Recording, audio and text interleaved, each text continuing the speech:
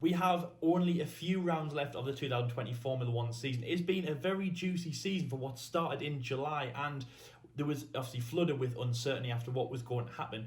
The Portuguese Grand Prix was historic with Lewis Hamilton taking his 92nd victory. He is a history maker, beating Michael Schumacher's record that stood for 14 years.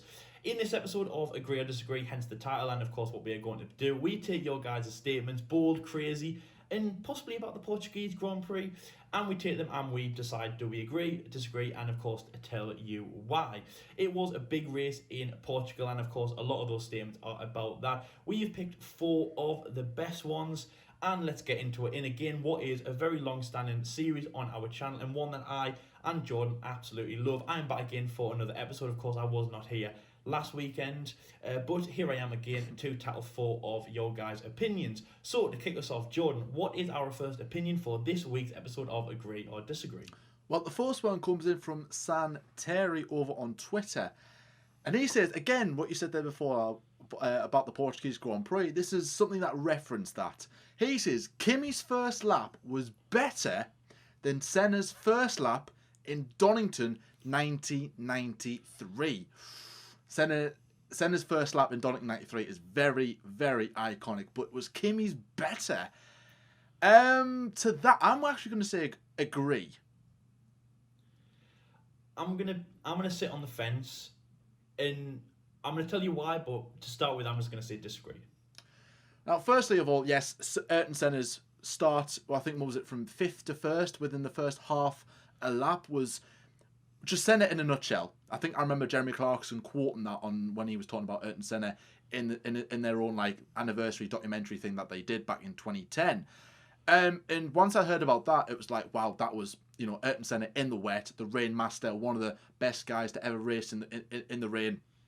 It was just like, yeah, you would all, whenever a race would come back to Donington or whatever, you would always talk about Ayrton Senna's drive at the start. But Kimi Raikkonen's, the reason why I'm saying it's better because of the circumstances. Now, of course, Ayrton Senna was a brilliant driver.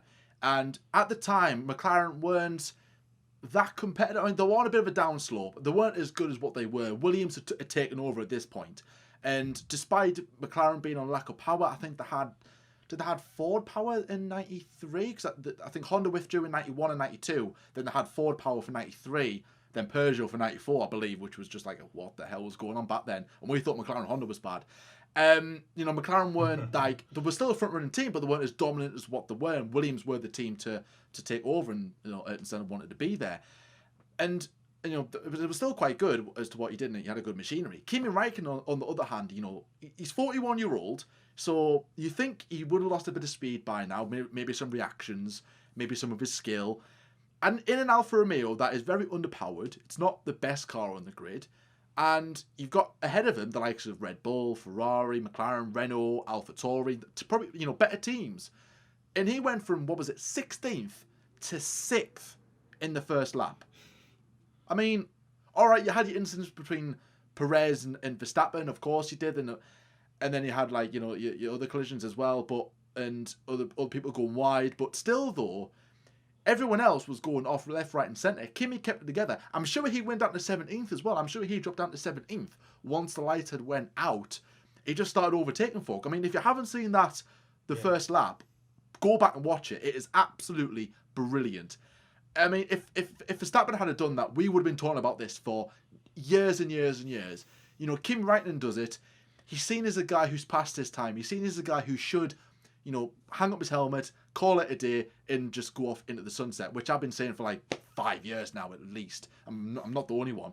But no, you got to give him credit. Like, everyone else did struggle with the tyres. It was there was a bit of rain towards about the first lap or two as well. Very, very cold, very, very gusty. And Kimi Raikkonen used all the experience to, you know, weave his way through.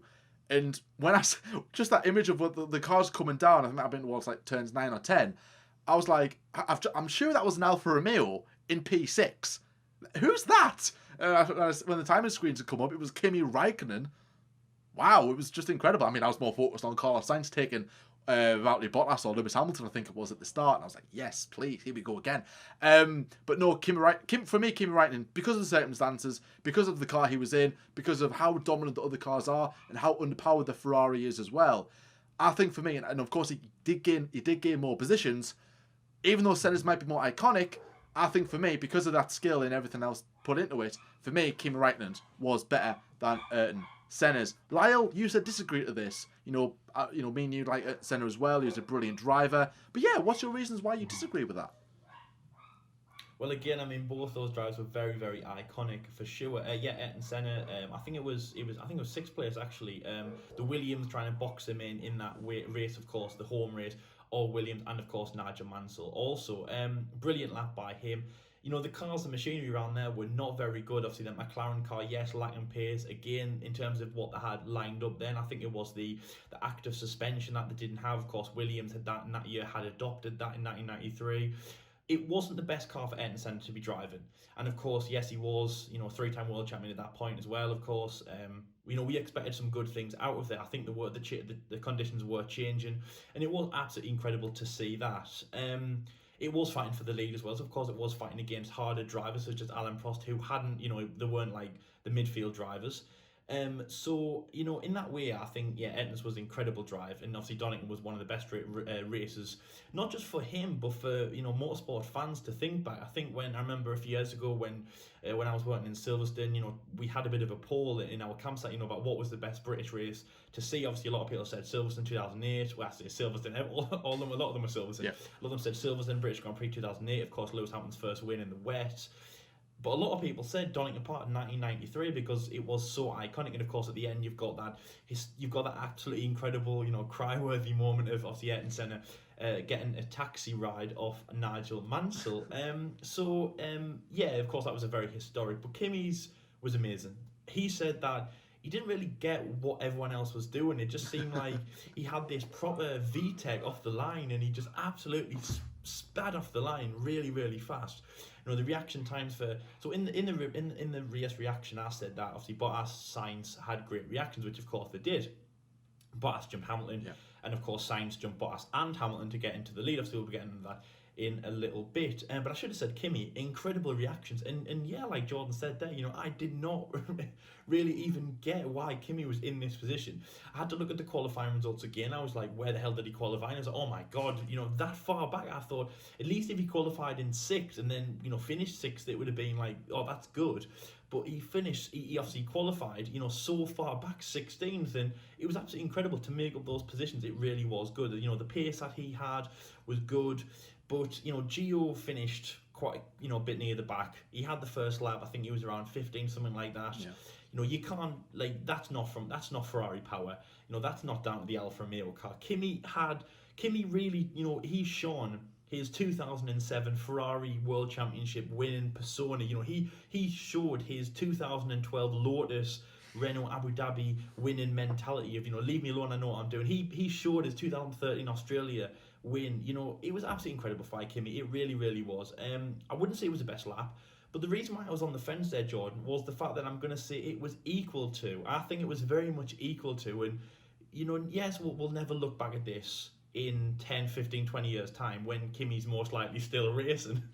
We won't look back at this and think, oh, it is as iconic as Ayrton Senna. Ayrton of course has that, that hierarchy, that he deserved. He's 3-time world champion. He was incredible. He was the reign master. I know Michael Schumacher has that record, but Ayrton Senna was absolutely incredible in what was hard to drive machinery back then. We won't look back on this and say it was as iconic as Ayrton Senna's, but for Formula One fans, seeing it in the now and then, and obviously in a race where Kimi, and really, if you weren't called Lewis Hamilton, the spotlight was not on you at all. The spotlight actually wasn't even on Max in this race. It was all on Lewis, of course, getting to 92. So, if we could see one massive thing from that race that didn't involve Lewis Hamilton, it was the Kimi Räikkönen thing. And actually, it's not a question, it's not a statement, but yeah, let me know in the comment section below, out of everything that happened in that race, apart from Lewis, was that the second biggest thing that happened in that race? Was this the thing you would think, Lewis Hamilton won 92? Oh yeah, but Kimi made up 10 positions in the space of, again, half a lap, you could say. It absolutely was incredible. Equal to, for sure, Ayrton Senna. Equal to Ayrton Senna. But I do think that Ayrton's lap was, or half a lap even, was definitely the best. Fighting for the lead, I've seen an absolutely incredible, iconic drive in Donington Park. Right, moving on to the second statement, and this comes in from a Doctor Who. And he says, if the rain stayed all race, like in the first couple of laps, McLaren would have had the pace of a potential 1-2. And to that, straight off the bat, it's a hard one to say 1-2. But I saw it and I was like, there's something in the back of my mind pressing on me to say agree. So I'm going to say, it's not hard to say what my co-host is going to say in this situation, but I'm definitely going to say agree. Well, you think I was going to say agree. As much as I am a McLaren fan, I'm going to say disagree.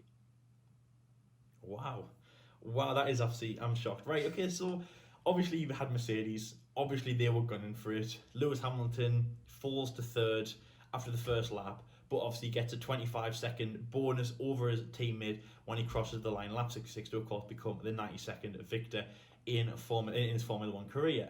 Incredible drive from him, and obviously Mercedes definitely have the pace. McLaren, on the other hand, I just feel like what they do is those two drivers, they don't really know the pace and they don't really know what they have. For both Lando and Carlos, of course, Lando hasn't really had he hasn't had that feel like Carlos has. Of course, Carlos did, fighting for the Italian Grand Prix win, and of course, I think, he's been there more again, like Brazil, you could say, from obviously last year when he got a very deserved third place. I think with McLaren, with Carlos Sainz, when he got into first place, I think sometimes he just gets in that position and then he has to look back and go, oh my god, I'm in first place. What happened to Verstappen? What happened to Mercedes? What happened to those Ferraris? Oh yeah, I know what happened, all the way back there.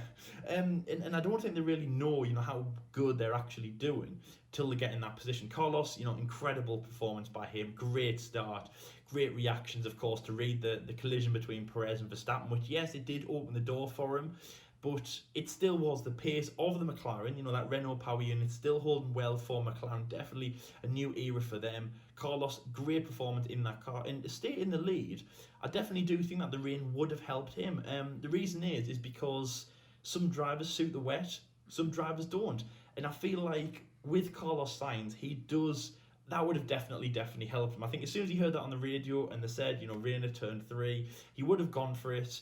Now that I'm saying that, I'm like, 1-2 could be pushing it. But I definitely see a Carlos Sainz win. I would definitely see a Carlos Sainz win. I'll tell you how close we got to a Carlos Sainz win, because when I saw Carlos Sainz in the lead, I went onto my computer straight away and I made a new thumbnail that had Carlos Sainz in the middle and not Lewis Hamilton. And this is true because I actually thought that Carlos Sainz was going to win that race. I was completely adamant. I really, really was. I would have liked to have seen it. And, again, if you have any doubt, then just look at Monza. Look at Monza 2020. Yes, of course, you had change. But in this way, the only thing that you had changing was, of course, Lewis Hamilton getting a penalty because, obviously, he pitted when the pit lane was closed. That was the only change. Valtteri Bottas was still in the race. You had other big hitters in the race as well. I mean, again, I know you had the Red Bulls of Verstappen that retired, but really there wasn't any change to that race. He still drove an incredible race. It was a high-speed circuit in the dry. Obviously, in terms of high speed, we do look at the Mercedes, and this was more of a cornery, more of a roller coaster track in changing conditions. And I definitely think that McLaren did have the pace. It would have been a boost to their situation as well, because they are a team on the rise. They do definitely need this. I think they could have gone further if we did see not just rain, but changing conditions.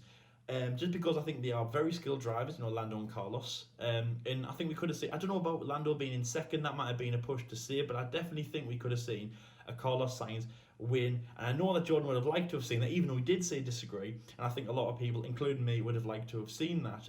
It would have obviously pushed Lewis Hamilton away from 92 until next weekend in Imola. Again, if he won that race, yeah. He might not have even got to 92 until further along in the season. We never know. Carlos would have denied him. In obviously Lewis's ex-team of McLaren. But I definitely do think that we could have seen a lot more from Carlos in that race. So I'm not agreeing that McLaren 1-2, but I'm definitely agreeing that we could have seen a Carlos win and a better result, maybe even a double podium from McLaren. So Jordan, I mean, yes, of course, you probably would have wanted to say agree, yeah, but you didn't. You're more logical than me, I guess. So yes, what is your reasons why? Are we just going to a boring Mercedes, a Red Bull win? Why would it not be a McLaren win? Well, firstly of all, seeing Carlos Sainz overtake the Mercedes and Lando Norris getting in the mix as well, I was like, wow. Obviously, that start alone was just incredible to begin with. It was just so much carnage. It was just amazing to actually see. And that's when we were like, oh, here we go, the rain's going to be coming. There was, light drizzle at some stages.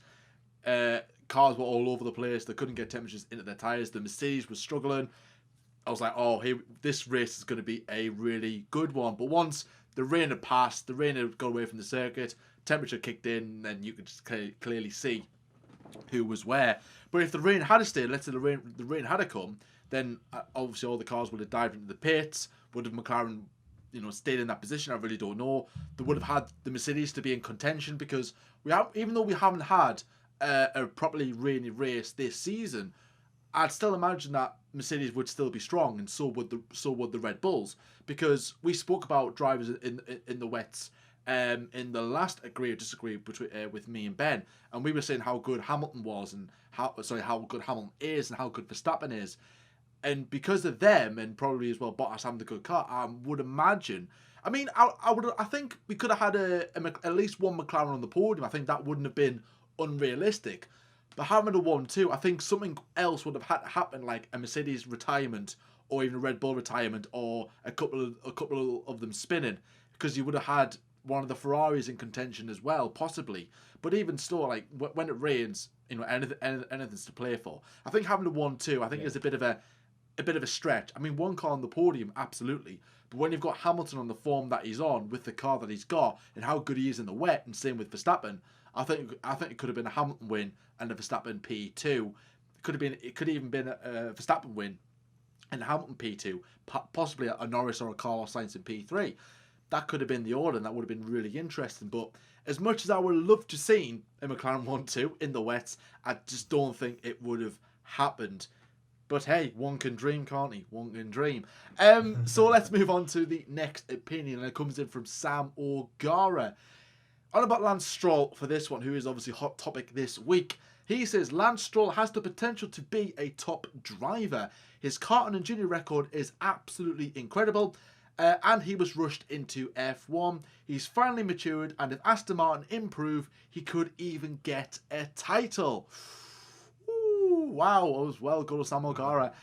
Let's go with I'm gonna say agree to this one. I'm also gonna say agree. Lance Stroll, well, you love to hate him, I suppose.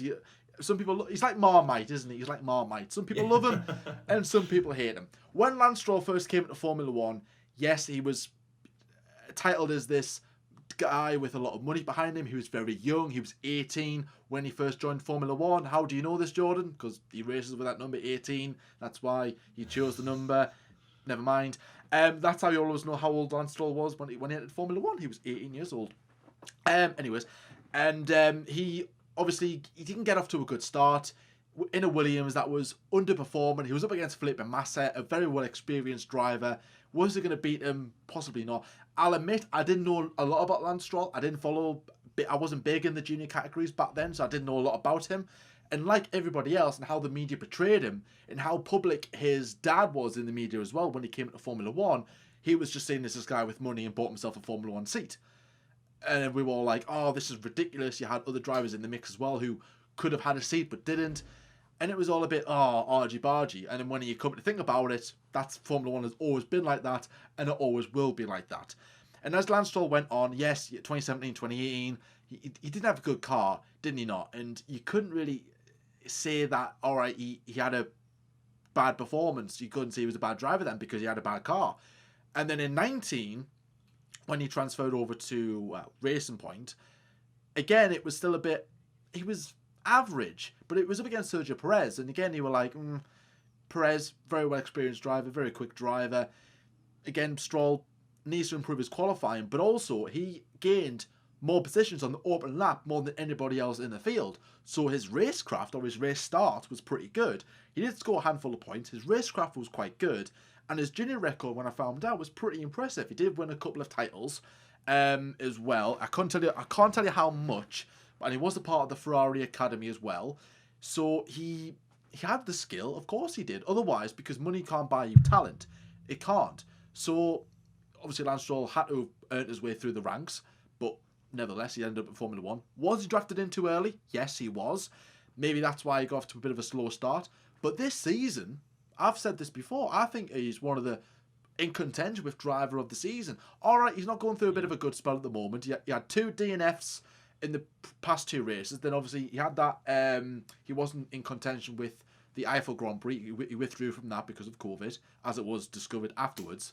And then he had his incidents in the Portuguese Grand Prix, which I quickly explained about Lando Norris's comments and Max Verstappen's comments about Lance Stroll, the fact that he hasn't been in race trim conditions since before, well, what was it before Russia? Was it Mugello? I think it might have been Mugello at the end of September. So there's been a good month that Lance Stroll has been in a proper race trim, because he got lap 1 took out in Russia, and then obviously he withdrew from the Eiffel Grand Prix. So he was a bit rusty. But still, though, he has impressed me in a car that is good. He's got the only podium for Racing Point this season, which I've said this before. I'm surprised Racing Point haven't got more podiums this season. Maybe 1 or 2 for Lance Stroll, 1 or 2 for Sergio Perez. I was a bit of a I expected more. But if Aston Martin have got a good car together, why can't Lance Stroll be in contention with the World Championship? Like I've said this before. Yeah.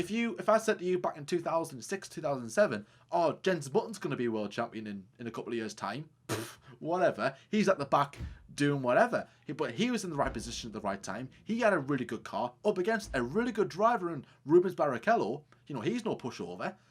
And he ultimately won the title. And then he did okay in 2010, 2011, 2012 in a all right McLaren. Yes, he was in the hunt for some of it, but his other rivals were stronger. But if you're in the right position, at the right time, make the most of it. Then I think Lance Stroll would do that. He is a good racing driver. Again, I want to see more of him next season, because if the form dips way next season, then people could label him as like a one-season wonder. But he's got a good car at his hands. He's got a team that fully supports him. Of course, he does. His dad's owned the team. He owns the team, so he's going into a new future with Aston Martin, and he's working alongside a 4-time world champion next season. He's going to learn a lot. Yeah. So I think for me, Lance Stroll is in a very good position. Take this opportunity. You've got a really good opportunity in your disposal, Lance. You've got a good team who's got a good potential. You've got a 4-time world champion as your teammate. Use it, learn from it, and possibly he could become world champion in the future. And I don't think that's ridiculous. As much as you might say, well, Russell's got more potential, Norris has got more potential, so has Leclerc and Verstappen. Yeah, you're absolutely right. But if they're not in the right place at the right time and they haven't got the right car, they're never going to win a world championship. If Lance Stroll is, he can win it. Just depends who his teammate is. Because if it's Vettel, I would probably say Vettel would more than likely win a championship over Stroll. But how do we know? We're never going to know until we see it. So yes, Lyle, you also said agree with me as well on Lance Stroll. He's not a bad driver, is he? I've warmed to Lance. I'll get his name right. I really have warmed to him this season, like so many have, but there are 1 or 2 that don't really like him still. Yeah. So what's your reasons why you agree? Well, I think a lot of the time the problem was started even before we even knew who Lance was. The first word that he says is on Netflix is to try and to talk to not the haters, but the people who might doubt him and say, yes, I might have been born with a silver spoon in my mouth. And what we saw of Lance was this guy who just came in because of his dad. And that's when all the problems started with Lance. I mean, yes, of course, you just mentioned there that, other drivers that have been like that in the past, even before Lance. But we saw this Canadian billionaire who bought a seat for Lance in the team in Williams. Okay, yes, he was a paid driver. I think the highlight for us, though, was when his dad got involved. He got involved with Williams. He was really hands-on. He was working alongside the team. Then he got talking to Force India, of course, trying to bail them out, for obviously when they were going through their problems with VJ and things like that. Then he bought into the consortium. Then the consortium bought into Racing Point. Then he became the CEO of Racing Point. And then I think Lance's red flag, or whatever you want to call it, when we all decided, right, let's hate him. We love to hate him. As you said there about Marmite, you either love him or you hate him, or people actually love to hate him. Yeah. People don't hate to love him. Oh, that might be another one. People might hate to love him. People might actually think, I want to like him, but I don't really want him. But for now, let's stick with the love to hate.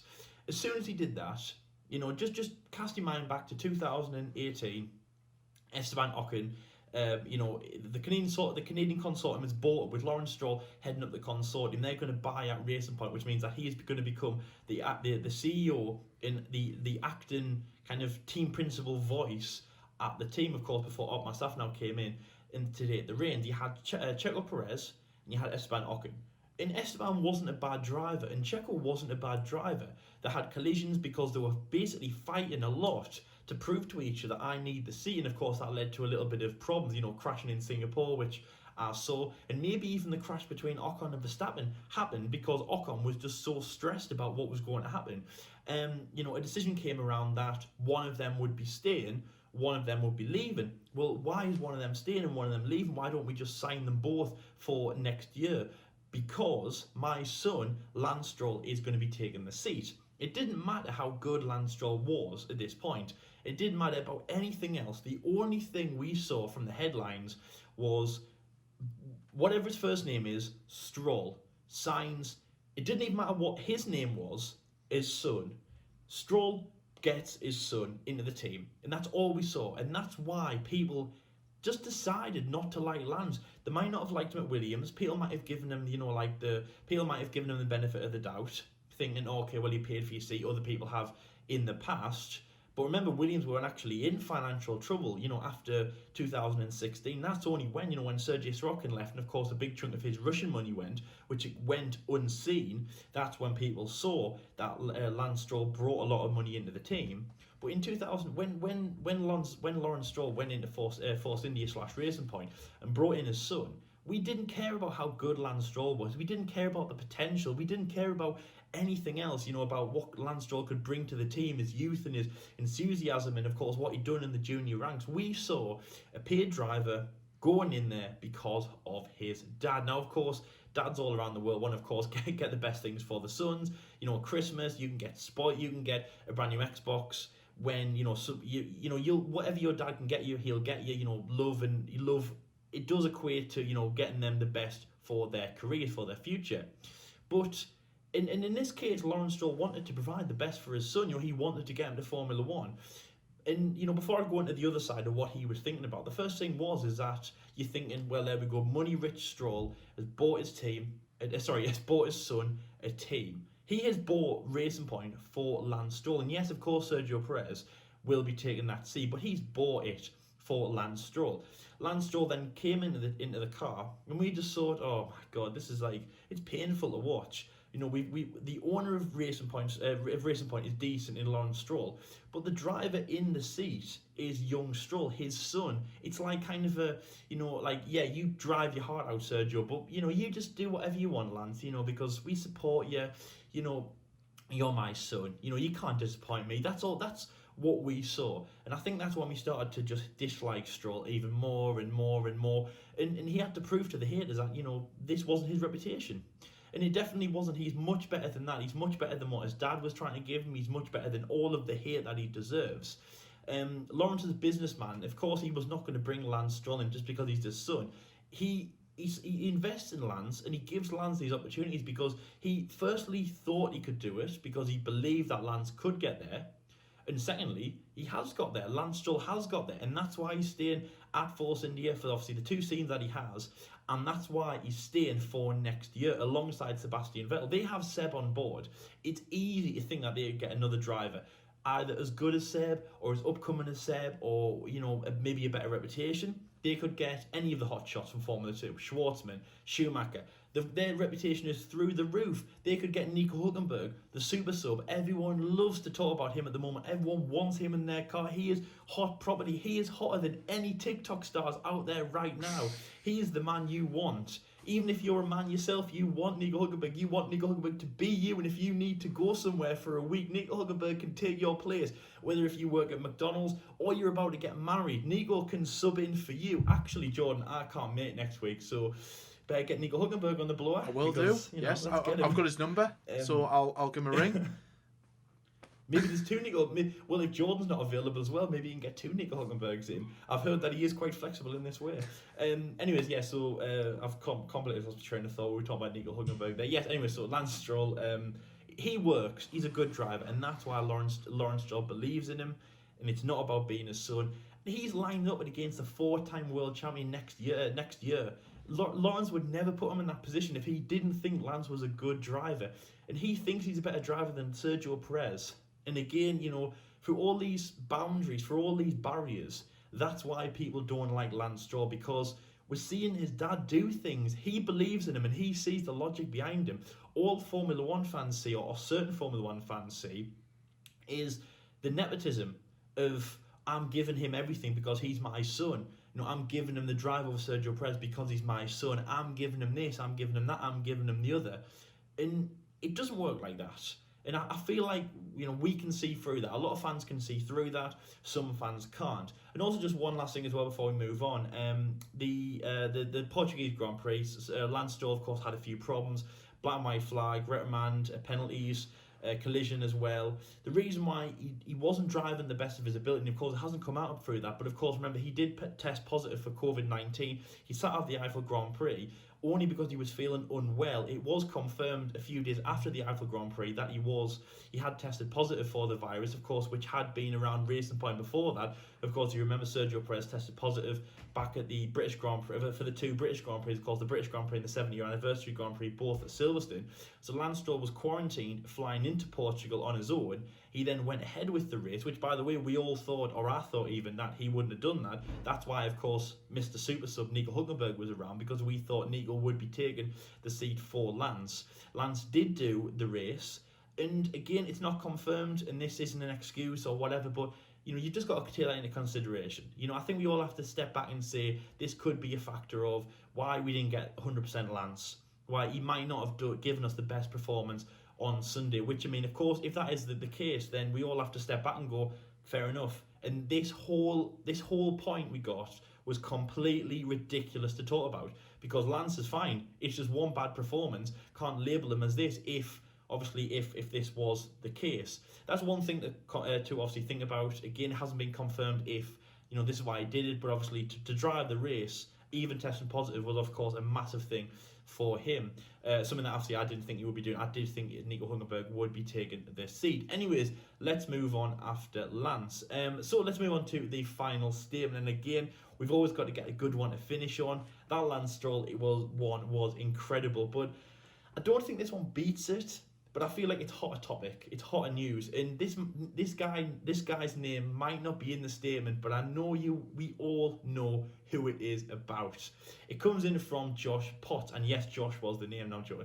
It comes in from Josh Potts, and he says Red Bull should put Nico Hulkenberg in that second car for the last few rounds to evaluate him for next year. Can you tell whose name I didn't say there, but it is about? It definitely is, and I'm a Red Bull fan. It's a good job I didn't buy any of his stuff, because I'm sorry you've had so many chances, but for me, I'm going to say 100% agree. Paul and Bergen for the last few rounds to evaluate him. I'm going to say disagree. Oh, I say disagree.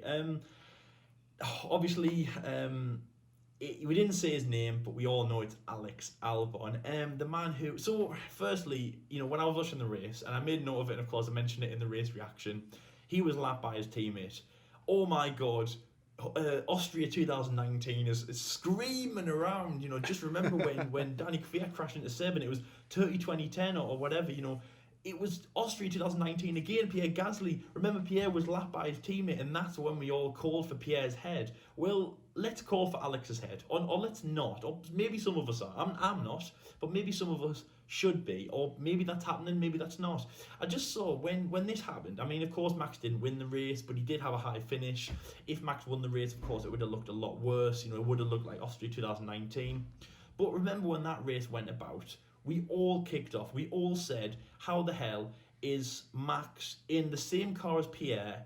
And obviously Pierre is younger. I'm not saying he was better than Max, but he was younger. And to be honest, he should have had more of an accelerated kind of stint at Red Bull. I think it was 6-7 races in. He should have been up there with him. Of course, Alex has been settled into the team. He's actually surpassed a year with the team, of course, and a year and a half in Formula 1, of course, counting his stint with Toro Rosso last year. We should have had a lot more from Alex. But to be lapped in exactly the same car as your teammate is just like... I think in that instance, you've just got to step out and you've got to think, what is going on?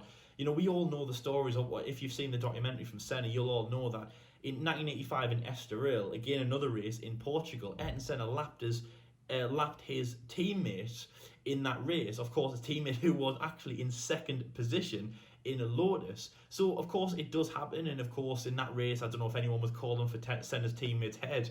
But it does happen. But in that instance, you've got to think, what is Alex doing in the same car, in the same stuff? What has Max got that you have not got? In this instance, we must be looking and thinking, Alex's wheel must have come off, or his front wing must have come off, or maybe he's, I don't know, what is he doing? Maybe the throttle's stuck, or maybe he has no throttle. Why is he so slow? Because if you are lapped, that is entirely, I think it's a 1:18 around that circuit. That is a full 1 minute and 18 seconds behind your teammate. And it wasn't even the end of the race. I think it was about 20 laps to go before he was absolutely lapped. It was pathetic. It really was. And we were talking about this on the news. We were talking about Crofty and Brundle were talking about this, that they were getting there, that Alex was getting there to be lapped. And then about lap 54, I think it was, we saw Max in the background. 2 Red Bulls. Oh, okay, if you turn on the TV, that's not a big deal. Red Bull, I think third and fourth, they're together on the track. No big deal. But Max was in third. And Alex was in, 15th, but lapped. Absolutely incredible. Embarrassing from Alex. I don't know what he felt, but embarrassing. I would be. What is happening to Alex in this instance? To be lapped by a teammate, embarrassing. Especially that he's got only a few races left to prove that he is worth that Red Bull seat. I think Helmut said he's got 3 races left. So obviously this one, Imola and Istanbul. And if that was the case, take one of your races and get lapped. Do an absolutely terrible show. I mean, in a circuit that's actually longer than Austria. So if anything, it was actually worse than what Pierre Gasly did back in 2019, getting lapped by Max. It was embarrassing. It really, really was. Am I a fan of Alex now? It's really, really difficult to believe in him. It really, really is. I am sticking by him. Obviously, he is my driver. So, if he's going to see out the rest of the season, which I would like to see that he does in some way, shape or form, maybe not the entirety of the weekends because, of course, what I'm about to go on to. But I hope that he just stick around. I hope that he just improve. And yes, I would like to see him around because, as I say, he is my driver. I support my guys until they leave, and then I don't. Ego Sebastian Vettel. So yes, I do still support Alex, but he's making the love hard, and it goes back to the Marmite thing we said about Lance Stroll. It's either you love him or you hate him. We all loved him at one point. Also, as well, Pierre Gasly, as the love goes up for Pierre, the love does go down for Alex. That's just how it works. We love Pierre after Monza. To be honest, the love was hard to find for Alex after Monza. You have to admit it does work like the scales. It can't be equal. It doesn't work like that. They have formed an indirect rivalry between Pierre Gasly and Alex Albon. It just has to happen. So with Pierre Sky, being like that, and Alex being like that, and then going like that after Portugal, it's hard. It really, really is. But going on to the second thing about Nico Hulkenberg taking the seat, I would have never have thought Nico, in the first instance that he was in Formula 1, was good enough for a Red Bull seat. 10 years, 11 seasons in Formula 1 without a podium. He's got close a few times, but, wow, I nearly solved a Rubik's Cube. I nearly got a first in university. I mean, I still could. But, it doesn't matter. Shoulda, woulda, coulda. I could have been in Formula 1, but I didn't.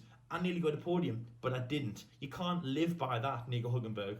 So in his first stint, I would have thought, no, he wasn't good enough to get a Red Bull seat. He wasn't good enough to get a Ferrari seat. He wasn't good to get a Mercedes seat. He should have proved himself at Renault. That's as good as he was. He didn't, and he retired. But now coming back, I am a bit of a fan of Nico. Not so much in the driving ability, even though, yes, of course, he has done well. It's his versatility, it's his reliability, and it's the way of just how fast he's been able to adapt. We look at the British Grand Prix, the British Grand Prix. He was, 24 hours ago, he was sat on his couch in Germany, getting ready to fly out to Silverstone with Sky Deutschland, just chilling, being a commentator, probably, sitting there with a bag of crisps. And then he had to fly off to Silverstone, as he was, but be a driver, put all that crisps away, get the apples out, and be proper again. And apparently it's quite hard. It's not as easy as just getting in your normal road car. It was hard for him to do. He had an amazing qualifying. Didn't do the race, unfortunately. Did the second race. And then, he did the Eiffel Grand Prix as well, and obviously in the space of Lance. We thought he was going to do Portimao in space of Lance, but he didn't. So he's definitely there. He's urgent to get back. He's reliable. He is a good driver. And I think the second time, we should give him the chance. Should he take the races off Alex? No. But I do think that we should give him the car, of which the statement does say we should give him the second car. It doesn't say the races. To that, I do say disagree. I think we should give Alex a chance. But like a Formula 2 driver, I think we should give Nico Hulkenberg the car for a few practice sessions. Of course, we're not going to get any practice sessions in Imola. But for Istanbul and the 2 Bahrains in Abu Dhabi, let's give him the car. Let's see what he can do. Let's give him both Fridays. Let's give him both Fridays to see what you can do. And I don't know if you can sub him out for races that easily. Maybe we'll have to say Alex is, feeling under the weather. But let's give him a few practice sessions. That's what I say. And then let's sit down and let's maturely evaluate, Albon or Hulkenberg at the end of the season. But I think that's what we should do, Jordan. And I'll tell you what, I'd say second time around, in a year that Nico should have retired in, 3 races for Nico, I'm really liking what I'm seeing from the German driver. So yes, I do think we should give him the chance in that Red Bull second car. In 2021, teammate against Max, well, that's just for another statement in the future. Possibly more statements like that for the future. But yes, I think we should give him the car for a few sessions with the Austrian team. Anyways, Jordan, what do you think about Nico Hulkenberg taking Alex's seat, or the car for the remaining round? Doesn't have to be the race, but what about taking the car for even some sessions in the 2020 season, of course, the year that Nico should have been retired in? I think, putting Hulkenberg in to evaluate him, I think Hulkenberg doesn't really need evaluating. He's already done the evaluating by stepping in for Lance Stroll and Sergio Perez this season. He's done some unbelievable performances, bearing in mind that he hasn't raced a car in 2 or 3 months before that point. And then at last minute, he's just, right, you're going to be driving a car this weekend. And it was the exact same for the Eiffel Grand Prix. Oh, by the way, we need you in this car. Even later than what he had at Silverstone, because at Silverstone, if you remember, he got called in on the Thursday night, Friday morning. This one was Saturday morning. He was ready to go on TV. And, oh, by the way, he didn't even do FP3. Oh, by the way, Lance as well, bang, you're going in.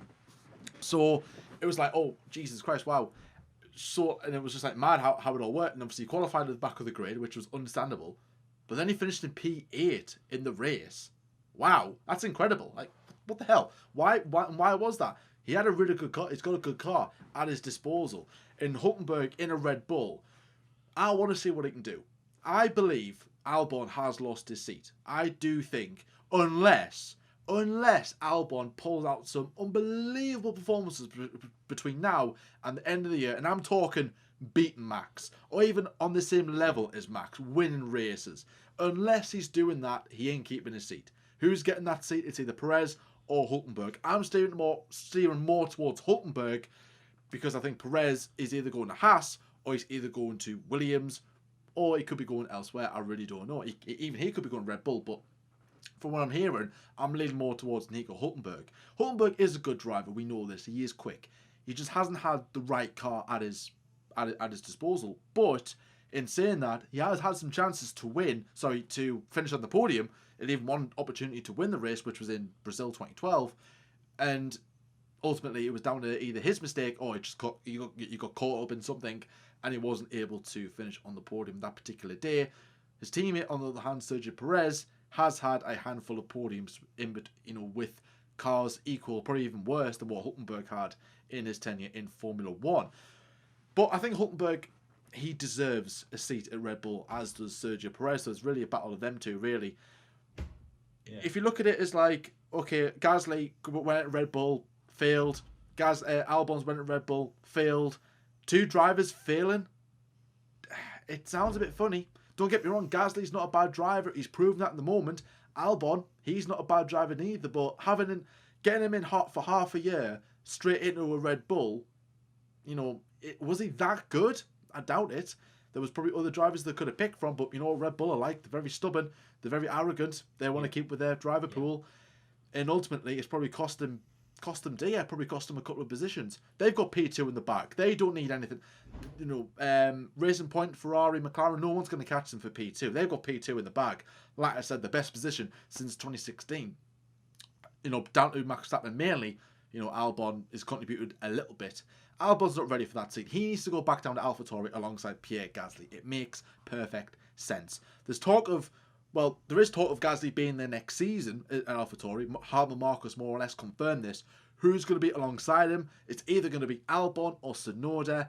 If it is Tsunoda, possibly Albon might stay at Red Bull. If Red Bull want to be arrogant and keep with their driver pool, that's all it's going to be. They won't re-promote Pierre Gasly. I'm sorry, fans. It ain't going to happen. Does he? Like I said, does Gasly deserve this? Yes. Will it happen? No. Should it happen? No. You just go back to square one all over again, because that car is more towards Verstappen. The car might be the same. It might be the exact same car, but if the car's built for Verstappen's driving ability and not for Albon's, of course he's going to struggle. The exact same happened with Gasly. It's not a coincidence that two drivers went into that second seat and all of a sudden failed. They aren't bad drivers. You put anybody else in that other seat, they might do a bit better than what Albon's doing, a driver with experience that is, but they aren't going to be anywhere near what Verstappen's doing right now. And Verstappen, like I said, the reason why Verstappen's miles ahead of Albon is because Verstappen is just a quality driver, once in a generation kind of driver. Albon, he's got good potential, but he's not on Verstappen's level. Maybe he may never will be. I don't know, but that's what Red Bull have got to think about. But if they're going off Albon's performances, I'll be very, very surprised if he is here next season. Put him down to AlphaTauri alongside Gasly. That'll make perfect sense. Have them battling throughout the course of the 2021 season, and let's just see how it unfolds. And like I said, Hulkenberg deserves it. He is a good choice. He ain't going to challenge Verstappen. He's not going to put a threat to him. He will contribute to points, hopefully. And even his feedback could then push Red Bull forward. I think that should be the lineup for the next couple of years until somebody else is actually ready to get promoted to that big team of Red Bull. Or even Verstappen could leave them for dead and he could go off to Mercedes, which I would say is a higher possibility now. Or he will be pushing for that once Hamilton does end up retiring, whenever that will be. So a lot discussed here, of course, all about the topics today. Lance Stroll, Red Bull as well. Lyle, of course, agree or disagree. It's been an absolutely brilliant one to get started for the Imola. It's not called the Imola Grand Prix. It's called the Emilia Romagna Grand Prix or something like that. Something weird. It's got a nice name to it, but it's something like that. Yeah. But I'm looking forward to it. Return to Imola in a couple of days' time. Excited. Yes. Oh, it's going to be absolutely incredible. I'm so glad you're doing the race reaction so you can see Grand Prix of Emilia, whatever Romagna that was. Romagna, I think it is. The Imola Grand Prix. But as I say that though, guys, yes, of course, race reaction done by Jordan. It is the Imola Grand Prix or the Emilia, the Emilia Grand Prix. Let's just call it the Emilia Grand Prix. There we go, the Emilia Grand Prix or race or Rui Recchi. Grand Prix de Imola. Let's just call it. The Grand Prix, let's call it the Grand Prix de Imola. Yes, absolutely incredible circuit. It's been off the calendar for 15 so years, something like that. So it's finally going to be, actually more than 15 years, 2004. So it's going to be back. It's going to be an absolutely great one. We hope, of course, you enjoy all of our stuff. F1 24/7 News came out yesterday with Jordan. We hope that you can catch that as well. And of course, our brand new podcast. If you are new to, of course, the scene, we have moved the F1 Debate Show over to SoundCloud. Again, we are very, very excited about that. If you haven't gone and listened to our podcast, of course, we have been starting. We've had 2 great podcasts out on SoundCloud. Of course, the first one, which is just getting to know us, which obviously me and Jordan did. Last week's episode, Jordan did on his own with a very special guest, where they did talk Formula 1. That was episode 2. Obviously, go and please head over, check those both out. And of course, on Saturday at 6 p.m. GMT, we will have the brand new episode 3 out for the F1 Debate Show podcast on SoundCloud. So go and head over there, give us a like, give us a follow, and of course we hope that you enjoy and can listen to the podcast on Saturday. If you only have YouTube, we will be showing a very important snippet out of the podcast. We'll be letting that go around midday on Saturday. So obviously, like the juiciest topic that we talk about on Saturday, we will let you guys listen to a few hours before the actual podcast comes out on YouTube. So lucky you know you get a little bit of a sneak Lucky peek you. for 6 hours beforehand. So yeah, good on you. Though we hope that you can catch us on both platforms also. And then of course the day after the podcast, back on YouTube, as I've just mentioned, there is the race reaction done by Jordan about the Imola Grand Prix or the Emilia Grand Prix. It should be a good one. The 2-day weekend, a very quirky race, a quirky weekend, of course, at a track that we've been to before, the very historic Imola track, the third race that we've had in the motorsport country of Italy. Again, getting down to the very juicy last few rounds of the Formula One season in 2020. A very quirky season, just think back in July. We never thought we were going to be this far in with all this juicy, dramatic on-track and even off-track action in F1. If you're on YouTube, our YouTube channel, please like and subscribe. Hit that notification bell so you are notified every time we upload. We hope that you enjoy our content, which obviously is F1 24/7 news. Agree or disagree? The race reactions of course, the 2020 season, and of course beyond, and 2021. And of course, our snippet of SoundCloud podcast. And please go and head over there, give us a follow, and we hope that you enjoy our content over there. Anyways, guys, from this episode of A Great Discovery, we hope that you've enjoyed. Stay safe. We hope they can catch you on SoundCloud also. And until next time, guys, we'll see you later. See you later, guys.